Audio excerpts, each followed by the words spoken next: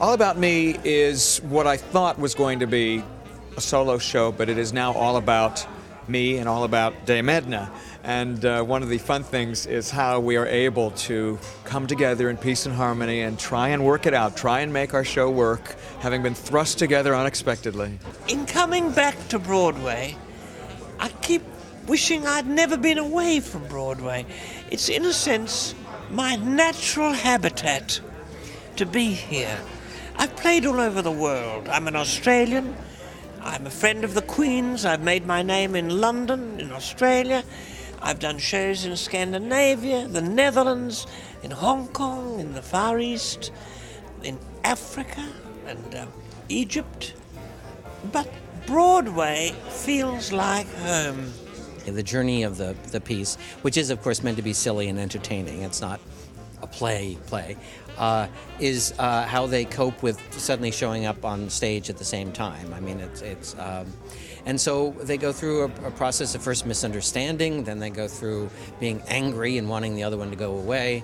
And then by Act 2, eventually they kind of give into it and try to come up with something they can do together. It involves Edna exploring her musical theater roots, and that's something that really needs to be examined, because Andrew Lloyd Webber originally wrote Evita for Edna, and she turned it down because she was too busy doing her charity work, you know. Michael Feinstein is an accomplished young man.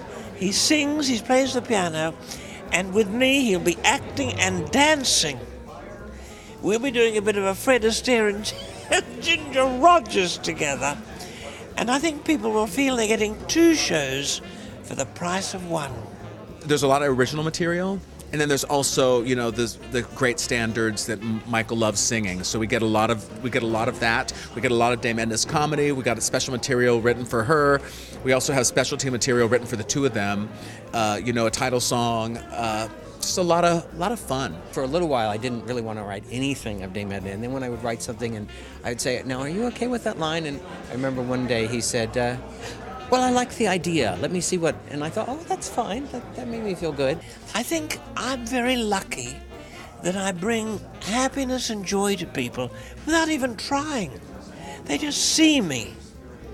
I think it's possible that I have healing powers too.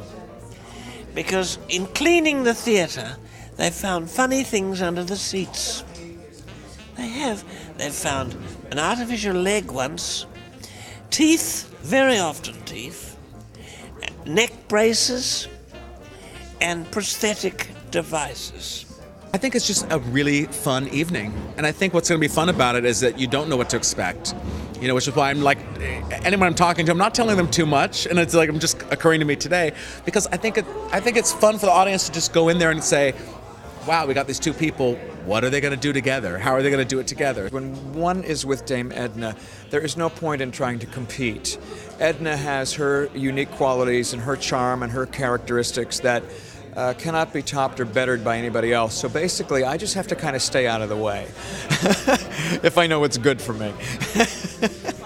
He's a shy person, but he won't have to stand back too far. He can just stand in the shadows. That'll be enough.